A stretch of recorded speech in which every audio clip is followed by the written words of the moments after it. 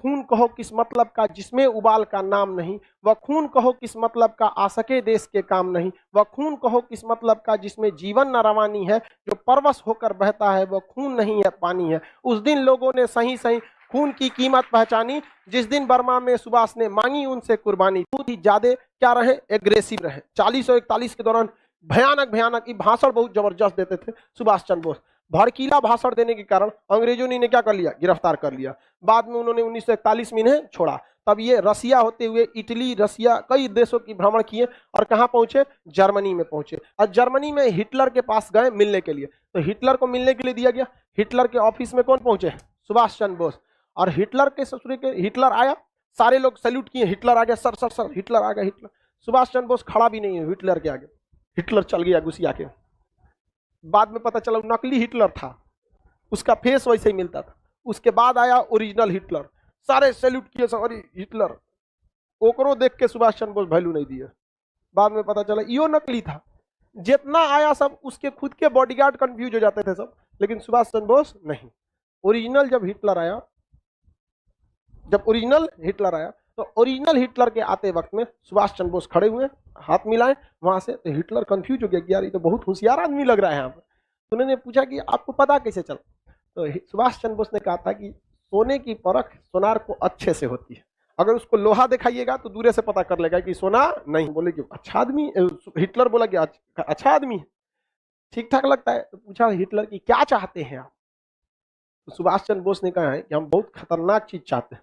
क्या चीज, कहा कि देखिए हमारे देश से 3 लाख फौजी को इंग्लैंड लेके आया है और आपके खिलाफ लड़वा रहा है, और आप उन लोगों को पकड़ लिए, आप उन फौजियों को हमको दे दीजिए, हम आप ही की ओर से उसको इंग्लैंड से लड़वा देंगे।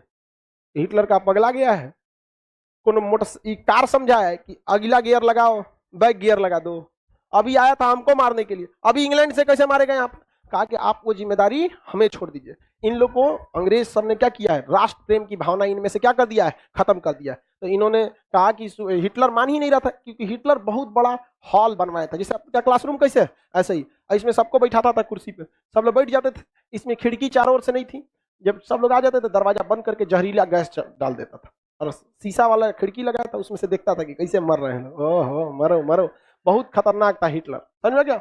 हिटलर बहुत ही मतलब किसी का बातें नहीं सुनता था। आज भी लोग कहते हैं ना हिटलर शाही तुम्हारा नहीं सुनेंगे, किसी की बात नहीं सुनता था। सुभाष चंद्र बोस ने कहा कि आप मार के क्या करेंगे, आप हमें एक मौका दीजिए, हम इन भारतीय सैनिकों को अपने देश ले जाएंगे, और अपने देश ले जाके किसको मारेंगे, ब्रिटेन वाले को मारेंगे। तो ब्रिटेन वाला वहां पिटाएगा तो यहाँ पे भी उसका असर देखने को मिलेगा। तो हिटलर ने मौका दिया किसको, सुभाष चंद्र बोस को। सुभाष चंद्र बोस के पास बहुत सारे फौजी थे, तो देखे उन्होंने मनाया कि भाई देखो अंग्रेजों को मारो, ऐसे गांधी जी की तरह नहीं कि प्रथम विश्व युद्ध में साथ दिए आजादी मिलेगा, मिल गया आजादी, नहीं। तो तुम द्वितीय विश्व युद्ध में अंग्रेजों का साथ देने आए हो, आजादी मिलेगा, कभी नहीं मिलेगा।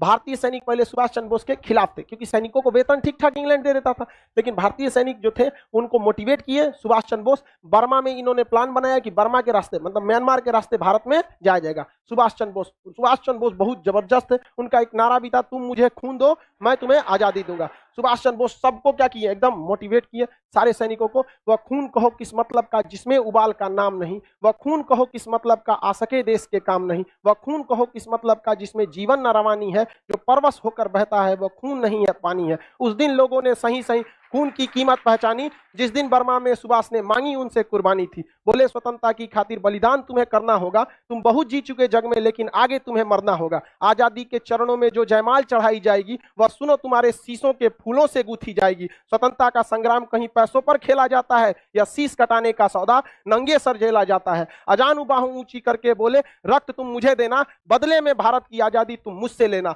हो गई सभा में उथल पुथल, सीने में दिल न समाते थे, स्वर इंकलाब के नारे कोसों तक सुनाई देते थे। बोले सुभाष वह आगे आए जिसमें भारतीय खून बहता हो, वह आगे आए जो खुद को हिंदुस्तानी कहता हो, वह आगे आए जो इस पर हस्ताक्षर करता हो, मैं कफन बढ़ाता हूं, वह आगे आए जो इसे हंस कर लेता हो। सारी जनता हुंकार उठी, हम आते हैं, माता के चरणों में अपना रक्त बहाते हैं।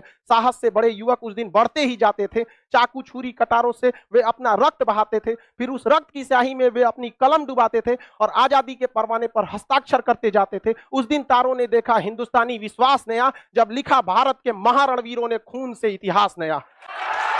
तो पूरे भारत के सैनिक जो थे जबरदस्त सैनिकों में उछाल आया, बाप रे पूरे भारत के सैनिक उजाड़ देंगे रे इंग्लैंड को हम यहाँ।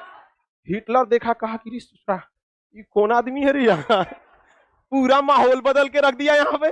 सुभाष चंद्र बोस को देखकर हिटलर बहुत प्रभावित हुआ और हिटलर ने बहुत सुभाष चंद्र बोस की इज्जत किया और सुभाष चंद्र बोस को हिटलर ने नेताजी की उपाधि दिया था। सुभाष चंद्र बोस के योगदान